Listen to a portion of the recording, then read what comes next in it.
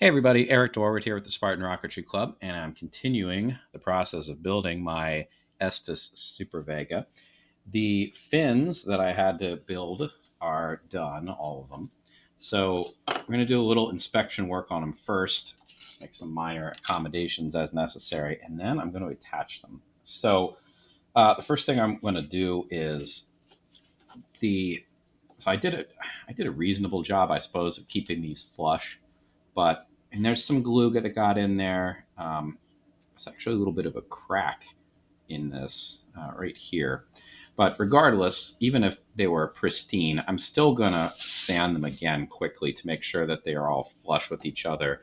Since this is the root of the rocket, I definitely want everything to be nice and smooth and flat and all that before I attempt to glue it.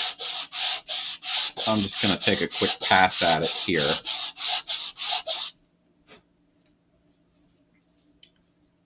And the back end of this still could probably use a little bit of work. So I'm going to just hit this quickly, stack them up again. I'm going to hit this quickly with just my own little bit of sandpaper here instead of holding it the other way. That looks all right. The other thing that I'm going to do quickly is, again, I'm just going to use a little scrap here instead of my block, but I'm going to just sand over just very quickly and gently the seam. I do not expect that to be pristine, because eventually, I'm going to worry about the grain in the entire piece of fin, and that should take care of, if there's any particular ugliness, should take care of it then. But right now, this is just kind of coarse work. I'm doing this for the same reason that I sanded the wood when it was still in sheet form in the first place. And yeah, some of this glue didn't lay quite flat. I think this was the downside, so might have gotten a little bit stuck to my mat here. I'm just gonna do my best to get rid of any irregularities. The glue, fortunately, sands. I mean, it doesn't sand like wood, but it does sand to some degree, and it's passable. And one more. This one actually feels pretty smooth. Not sure why. The back side of it doesn't, though.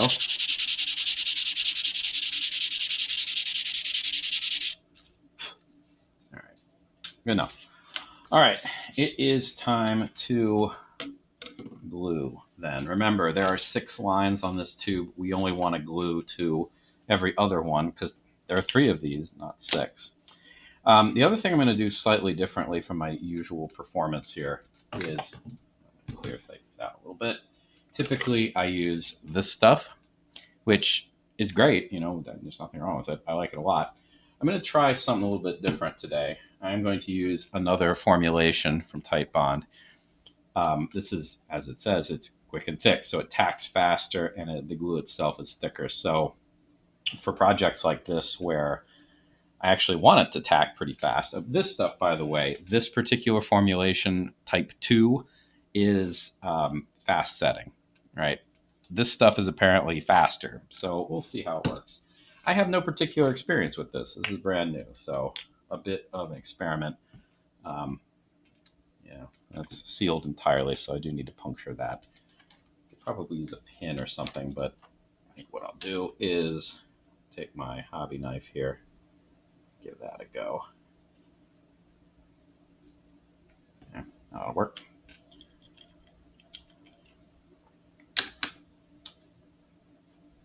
Probably. So keep a toothpick, a paper clip around for reasons like this too. Some of that was not quite pushed out of the way. All right, so typical gluing technique is put down a layer. Oh boy, this is thick. Yeah, it's still a fluid, but it's more like a paste. That's interesting. Might actually need more glue than what I put on here. In fact, Now, this will be fine for the first layer. But yeah, boy, that is pasty. So we'll see how this works. It's always fun to experiment, I guess. And since this is a big experiment anyway, it's as good a time as any. All right, so second layer.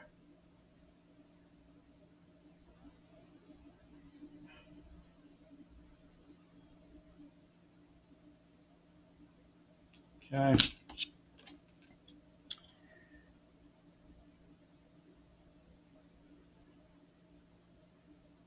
This stuff especially I would want to be spreading out because, like I said, it's a paste. It did not really want to flow from where I applied it, which I guess is part of the point. But, all right, so I'm actually going to turn this the other way. I'm going to turn this sideways. I'm going to start, hold it as upright as I can. I'm going to put the back corner right at the mark. What was this, 1 3/8 inch mark? And I'm going to roll it up.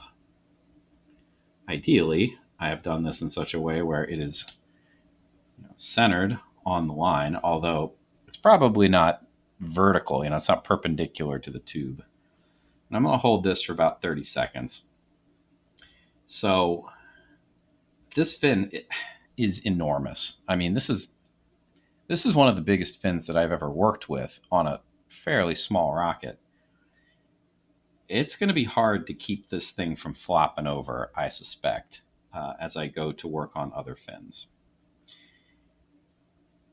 One approach I guess you could take is to say, well, nuts to this, I'm just going to try to get it vertical, and if I don't perfectly, then I guess oh well. But I really want to get all three of these on so I can check them against each other. That being said, though, like I said, this is not vertical, so I'm going to try to bump it a little bit so that it does look more vertical. And again, this is kind of an eyeball judgment here, and I do want to make sure that it's on my line too, which it does seem to be. All right, so excuse me. In any event, this needs to dry a little bit. Anyway, so yeah, as I said, this needs to dry a little bit. Sorry, I got something in my throat. Not sure from what. Sanding, I guess, maybe. But in order for this to dry a little bit, I'm going to stand it vertically.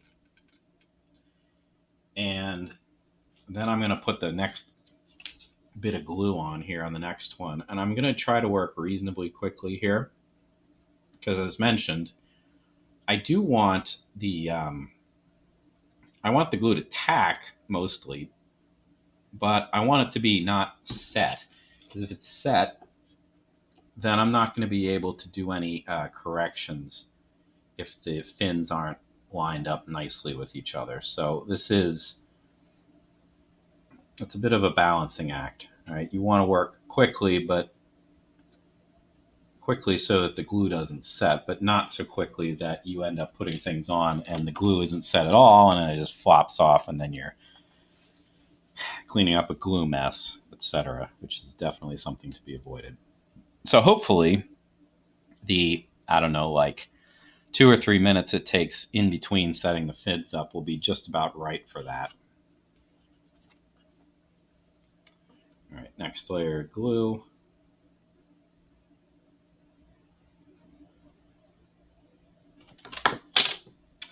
That was fun. The air conditioning's on in here. And I guess the fan blew in just such a way that I could see the thing starting to wobble.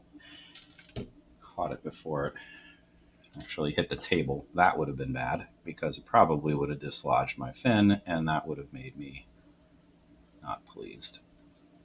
All right, so this is going to be a trickier part. I did have the fin, or the tube rather, flat previously. Now, well, that's not really an option. So this thing is, like I said, it's so big. I'm going to have to do this off camera, unfortunately. I'll bring it back on in a moment, but I'm going to have to do it slightly off because it's off the table, basically. And that's the only way I'm going to be able to get the fin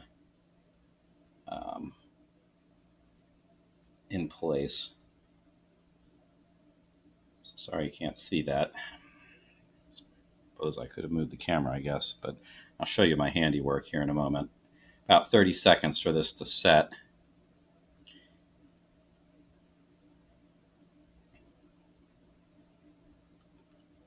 All right.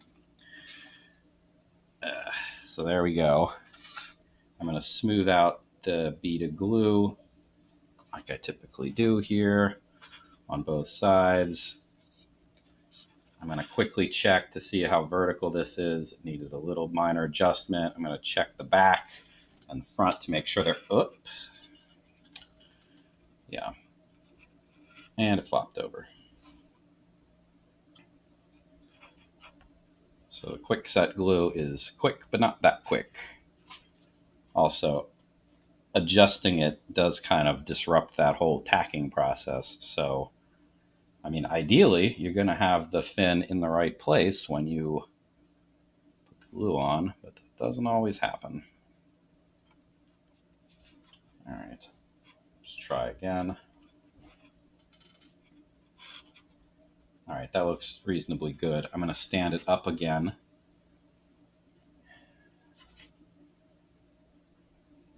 Now, I'm going to show you quickly. So I have, this is just a bottle. It's a fairly heavy bottle. It's sanding sealer. I'm going to put the rocket on top of it. This doesn't always do all that much, but it does provide a little bit of extra stability because this part of the bottle kind of holds, at least it provides a little bit of extra support rather than just the flat table. Also, the air conditioning just kicked off, so that's always nice too. There are definitely times when I have turned the air conditioning off in the house so that things wouldn't blow in the breeze while I was doing critical work. I didn't bother with it today. I haven't actually done it in a while, but it's not the world's worst idea, to be honest with you. All right, so another 30 seconds or so, and then the second bit of glue, and then I will attach this one as well, which, again, unfortunately, I don't think you'll be able to see anything because I need to have it kind of drifting off my table. But, you know,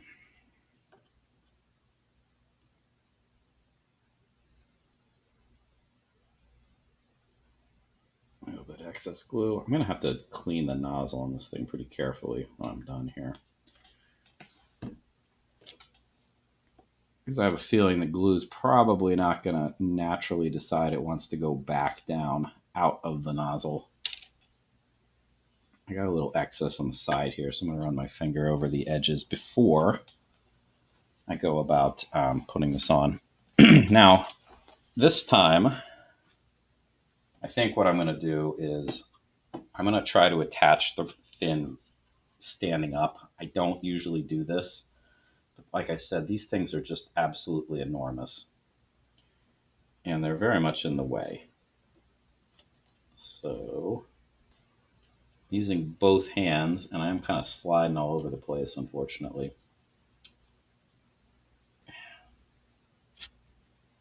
All right. I have it basically in where I want it. I'm holding it as close as I can. And hopefully 30 seconds will pass, and then I can check my handiwork here. All right.